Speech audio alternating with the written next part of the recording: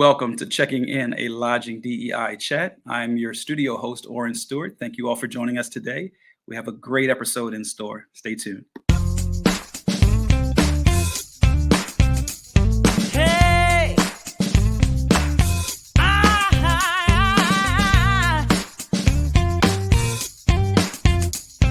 Yeah! Hey!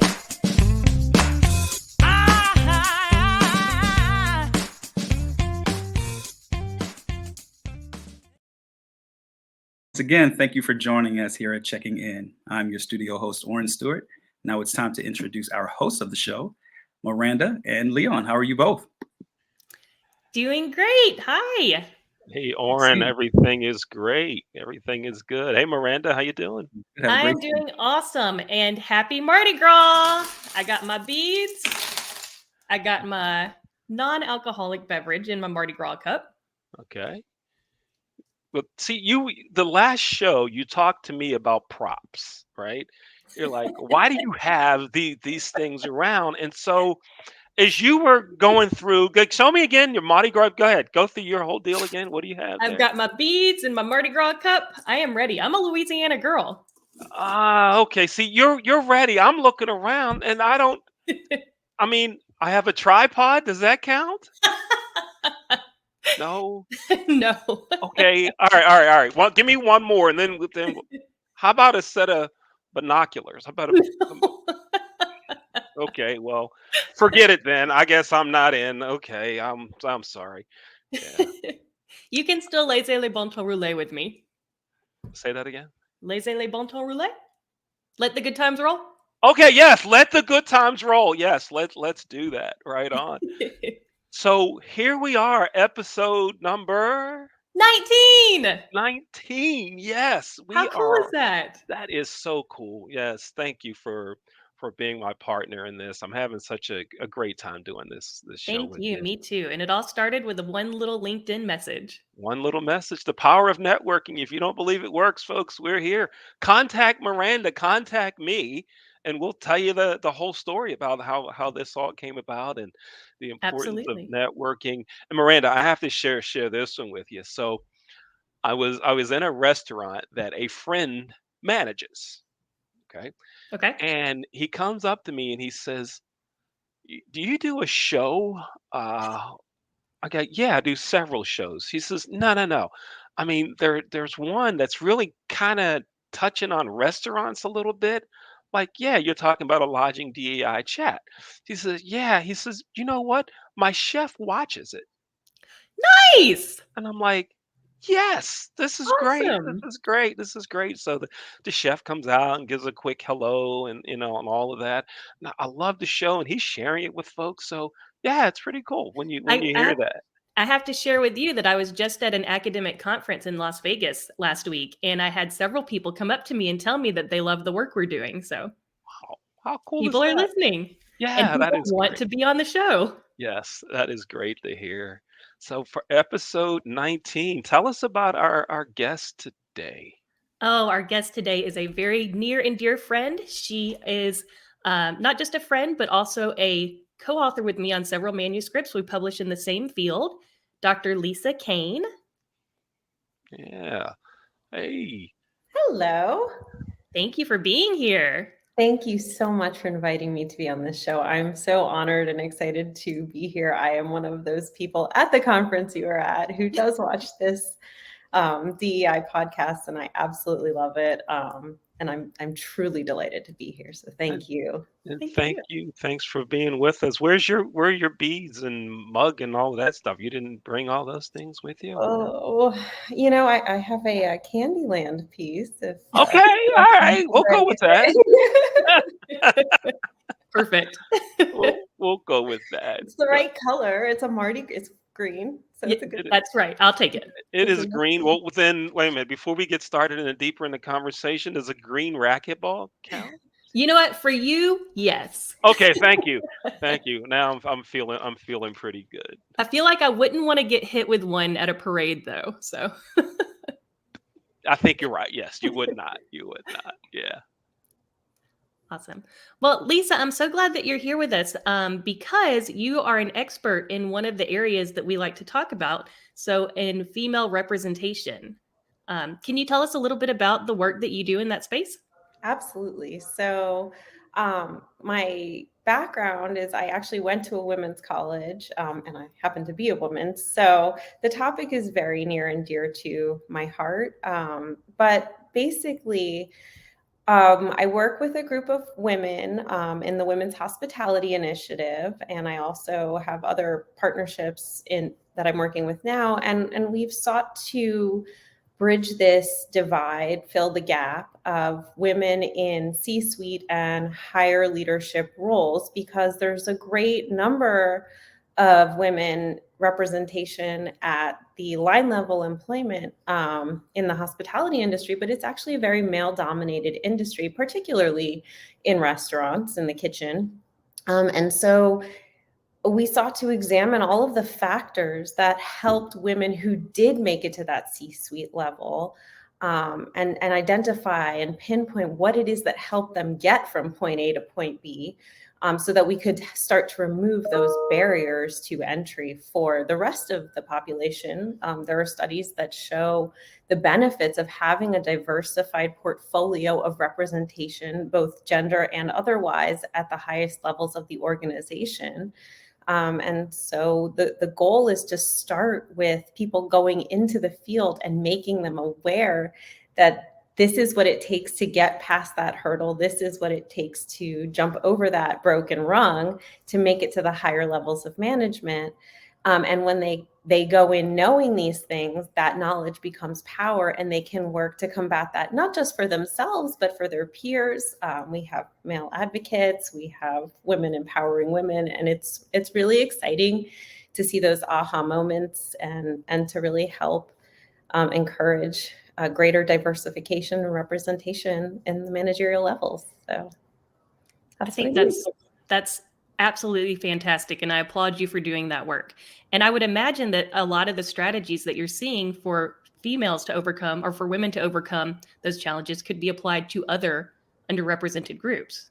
Absolutely. I think all of the challenges across the board are similar, because the social and cultural barriers that have been implemented, either consciously or subconsciously, are the same. So, one of the things that we pinpointed, I heard you talking about this at the start of the show, was mentorship, right? And networking. So, women are less likely to identify mentors and to network as effectively, because in part because they don't see people who look like them at the higher level, so it can be more intimidating. So the more female representation we have, the more likely we will have female mentors be more comfortable in that mentorship mentee relationship. But also knowing that there's a lack of female representation may encourage young women to go seek a male mentor, and just be aware that that relationship is what is important, and not necessarily the gender of the person who is the mentor. And then paying it forward, the importance of knowing how important mentorship is and how important networking is, and making sure that you're encouraging others to do the same. So Absolutely. Mhm.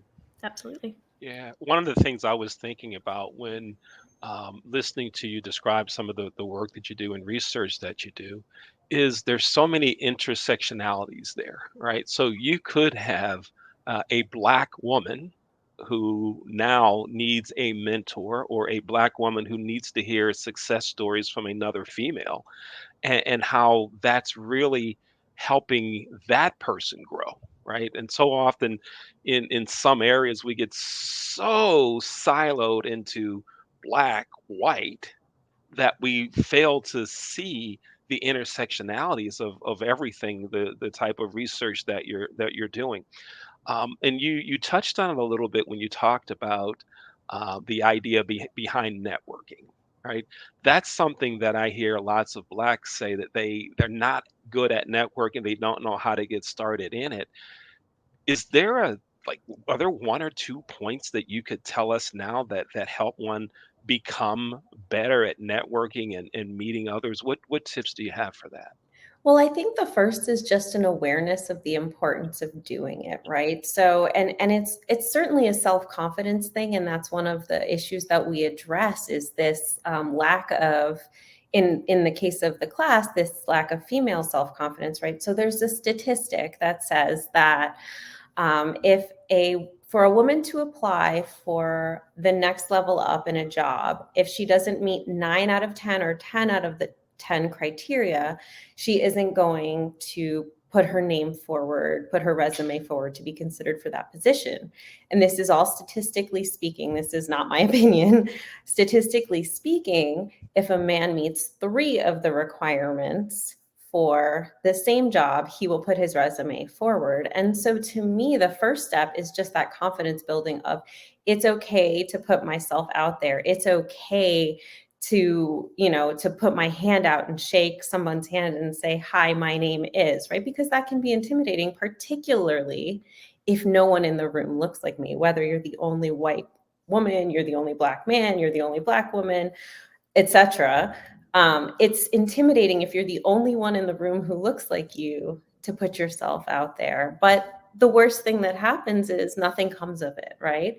And the best thing that could happen is you have so much to gain from it, because then you can establish those relationships that can help give you that entree into a new experience and a new environment and new opportunities. So I think the biggest hurdle is just that confidence and overcoming that fear of rejection or the unknown or what happens if, and putting all of that noise aside to put yourself out there. Mhm.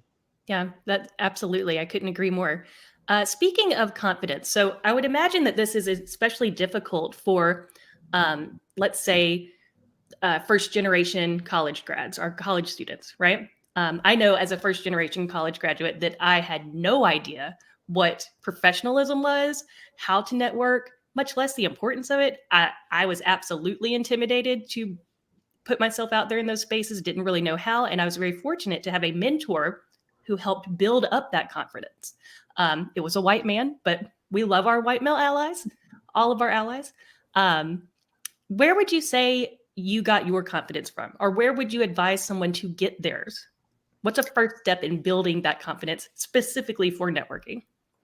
I think specifically for networking, the first step is just, again, that awareness of that it is important and what this has the potential to do for you to grow. To your point about the professionalism, I think that the classroom is a really safe space for that. And that's why I crafted my class in the manner that I have. So to Leon's point, I do try to bring in people who are topical experts, but who also look different from me, because I only have my lived experience as a white woman, right? So I have other ethnic backgrounds that inform who I am as part of my identity, but they're not visible. So from the naked eye, I am a white woman. I bring in other women who have different ethnic backgrounds, and we have a Filipino guest speaker, we have a Hispanic guest speaker, we have a woman from China, we have Black women who come in and speak to the class.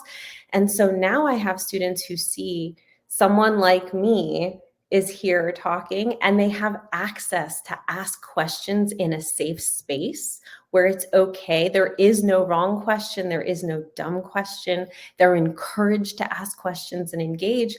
And to me, what it does is it levels the playing field and makes other people also seem approachable, because they have the opportunity to network in this safe space, to ask the questions and to see it will be received in a friendly and kind and welcoming manner. It will be answered. They will answer you outside of the classroom. They will get back to you.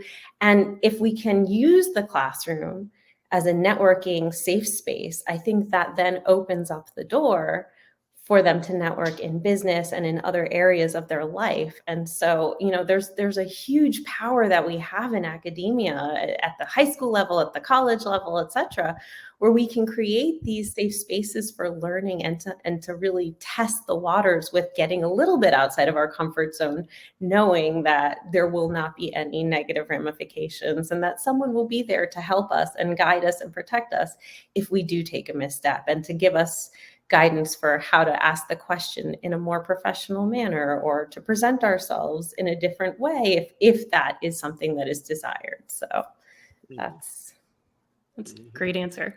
Yeah. Folks, I'm Leon Thomas here with our co-host, Miranda Kitterton Lynch, and our guest for today here on Checking In and Lodging DEI Chat is Dr. Lisa Cain. We're talking about her classes and research that she's done, courses that she's taught. Lisa, let's step away from this part of the conversation just for a minute. No, Miranda, we're not going to that question yet.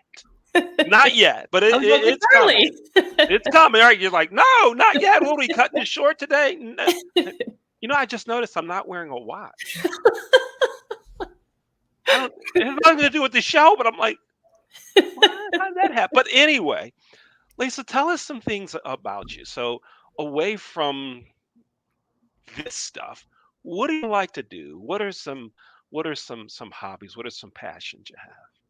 Well, I really enjoy running. For whatever reason, that is something that helps me to compartmentalize my thoughts, clear my head, makes me feel better. I always am a happier, better person at the start of the day if I've gotten a run in or some kind of physical exercise. So that's something that I'm really passionate about.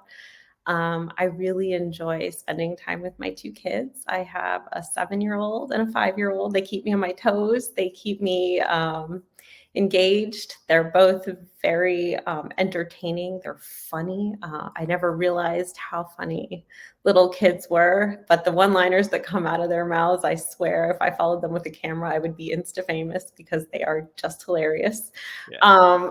And I enjoy spending time with my husband on the golf course occasionally. I'm not a good golfer, but he is, and it's fun to just spend time with him. So Right on. yeah, So that's now, do you want to hear my golf story, or you want to go deeper in the running?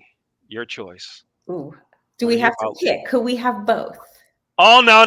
We have time considerations here. Maybe when you come back on the show, when you're a repeat guest, we can talk about the other.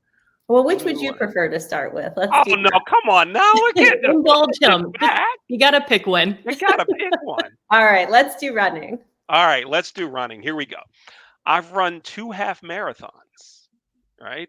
Baltimore Marathon in 2007 and Baltimore Marathon in 2018, all right? And what I've found is that the training is the hardest part. Race day is nothing, right? If you've put the training in, like so many other disciplines, right? If you put the training in. But all right, so check it out. I'm in the Baltimore Half Marathon back in 2018. My wife and I are running this thing together. She's having a blast. And I said, honey, looking forward to running another half marathon with you. And she says, oh, yeah. This is like at mile 9. We get to mile 11 and we have to go around a lake, like a 2.5 mile lake, and come out of that and go up some hills.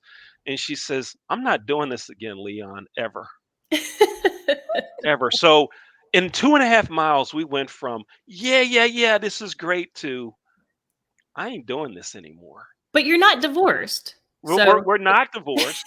We're not divorced, but it's because I haven't asked her to run another half marathon. Probably is while we're still married. Yeah, so she'll watch this show and it's like, what did I tell people that for? Why'd you have to tell them? And I want to say to our producer Oren, if you have my wife's number, please don't force her to watch this show. Don't send her a text, Oren. You got that? Okay, good. Thanks, Oren. Okay. I'm done. There's the half marathon story. Next time, Lisa, you'll hear the golf story. Good. Okay, Miranda. I love it. And good for you guys. I don't know if I'd run to save my life. So-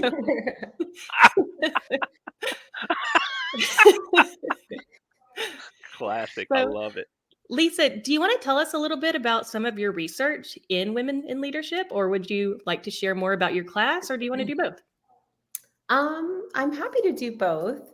I'm really passionate about the class actually because to me it just is such a difference maker in terms of giving our young men and women the knowledge and the information that they need to go into industry, because I can reach 40 to 50 of them at a time, and then they can in turn take that information, share it with their mentors, their bosses, their peers, their subordinates, and it just seems to have such traction and legs. And the thing that I love about the class, like I said, is they have this opportunity to meet these women who have already broken that glass ceiling and jumped over that broken rung. And they do look diverse, they come from diverse backgrounds. And so it creates this level of equity. Our students all have access to these really high powered, influential, and really motivational speakers. And it's so inspiring to them. I know that because I get student feedback on every single speaker. And so I hear about how these women and men inspire these young new hospitality professionals. And it's so nice because it doesn't matter if they come from an affluent family or not. It doesn't matter what their background is. They now have access to people they wouldn't otherwise have access to, and they get to then stay in touch with them. All of my speakers leave their contact information, and they've shared with me that several students have reached out. There are job opportunities for our students through each of these discussions. And so it's really exciting to know that all of these opportunities are being presented in addition to this really powerful self-esteem building class that allows them access to this really important information. So the class is really special for me. I get a lot of warm and fuzzies from teaching it and from sharing this information semester over semester, and just giving our students access to these really high-powered professionals that they wouldn't otherwise necessarily get access to for perhaps years to come. So I do love that. And could you remind our listeners what's the name of the class? It's called Women in Hospitality Leadership. I So love it. it's awesome. Yeah. And do you think that your guest speakers would mind you sharing some of the names of some of your favorite speakers? Oh, I'm sure well, they're all your favorite. they're all fantastic. So we have a few that have been on every single semester across all of the classes. Dr. Mary Choi Kelly is one. She is phenomenal. Her lived experiences are truly inspiring. Elizabeth Blau is a restaurateur and consultant. She is just a force. The information that she shares is so practical and pragmatic, and it's really exciting to just kind of take it back to the basics and learn about not just the importance of mentorship, but the importance of a thank you note or a follow-up, or just putting yourself out there and taking that risk. Poonam Mathur is another one of our very regular guest speakers. She's involved with the Elaine P. Wynn and Family Foundation, and the way that she story tells is captivating. Her history is so rich and interesting. She's an Indian woman who grew up in Canada, lives in Las Vegas, has 2 Black children, 2 white children. She is the epitome of someone who has lived a diverse life, and the way that she's able to convey her messages is captivating and motivational and uplifting. And I get excited every time I hear her speak. So and I know the students feel the same. And those are just 3 of my regulars, but we have everyone from Joanna James, who's the director of A Fine Line, the movie, come and talk to the class every term. We have Lorena Garcia come and talk to the class every term. So it's a really fun class, and it's truly inspiring. That's awesome. You mentioned the importance of a thank you note, and one of our previous guests, Rachel Humphrey, who that's one of the things that she's very well known for throughout her career, is that handwritten thank you note. Yes, Elizabeth emphasizes that, and I think it's a really valuable takeaway. Mm-hmm. Leon? So, Lisa, let me ask you this. What's your favorite food? My favorite food is sushi, I guess, as a group. I don't really discriminate too much within that category. All right, now let's dig a little deeper on that. All right. Have you ever had a Maryland crab cake? I have had a Maryland crab cake, and it is amazing. Where? Well, so one of my husband's dear friends is a member at the Baltimore Country Club, and we got to go have lunch Oh. there. Oh. You had that fancy crab cake. I had the crab Oh. cake. But we also had a ICRE conference in Baltimore, and we had several, and there aren't bad ones. They're really delicious. That's Yeah. where I had my first crab cake. So Yeah. we're legit. You're legit. You had a real Maryland crab cake at that country club. So you had the real deal.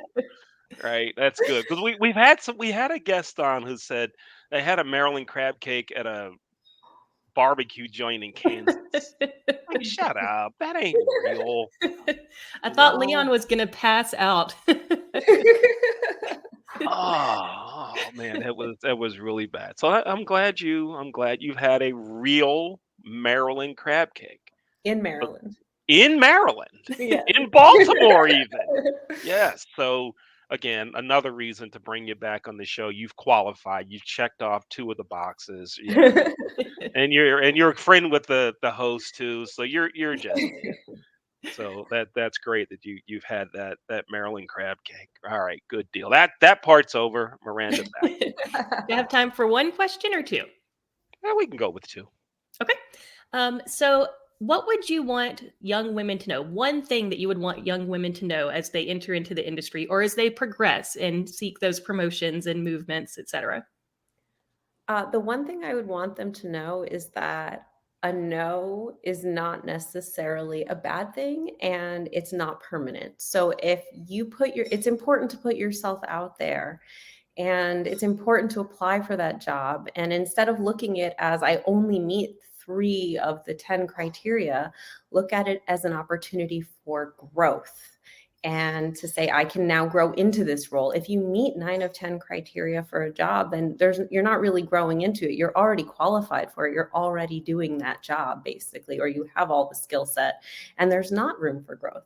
But if you apply for it and you get a no, follow up and there will be other opportunities that present themselves. It's not a knock on you. This wasn't the right opportunity at the right time, and that's okay. But it shouldn't, your self-worth should not be tied up in that penultimate yes or no answer. There will be other opportunities and go for those as well. And don't be afraid to go for that stretch job because then that will allow you to grow into the role. So that's I love that. That's really powerful. So let me ask you this. What would you go back and tell your 20-year-old self? Oh gosh. Only one thing. I'd probably tell myself that because I think I hesitated on quite a few things. But at the same time, I wouldn't change anything because then I might not be where I am today. And I'm so happy now. So there's that. That's fair. Very fair. Leon? You talked about the importance of mentorship as we come to a close of the show. You talked about the importance of mentorship, and I was thinking about some of my mentors, and I had some who, here, sit down, let me show you how. Right? I had one boss who said, "You're going with me to this event, and you're going to sit there and shut up and listen." Right? I said, "Well, I don't want to go do that." And he said, "That's nice. This is what you're going to do. And wear a suit. You got to look professional." Right? So we show up there, and I went with him like 3 times to this industry event. The 4th time, he says, "You're in charge. You're representing our company now." I Wow. said, "But I've never done this before." And he says, "That's good. That's the only way for you to learn is to go out there and do it. Go, and I'm here to support you." I love Right? that. And I think so often we need that mentor that pushes you out, but is standing there supporting you. And I heard you talk about that some as one of your themes and some of the things that we talked about. And as I was listening to you, I thought about my experiences in that. So yeah, thank you for that reminder. And also it's gonna help me to now help others and become a mentor to others. So thank you, Lisa. Thank you for spending time with us and for sharing all that. Thank you. Yes. Well, thank you for the opportunity. I really appreciate it. Yeah. Well, you can always come back too. I would be honored to. Yes, I'd be you're delighted. back. Yeah. Awesome. Oh, Lisa, before you go, how can our listeners get in touch with you? Sure. So I have my LinkedIn profile, and you can certainly send me a message through that.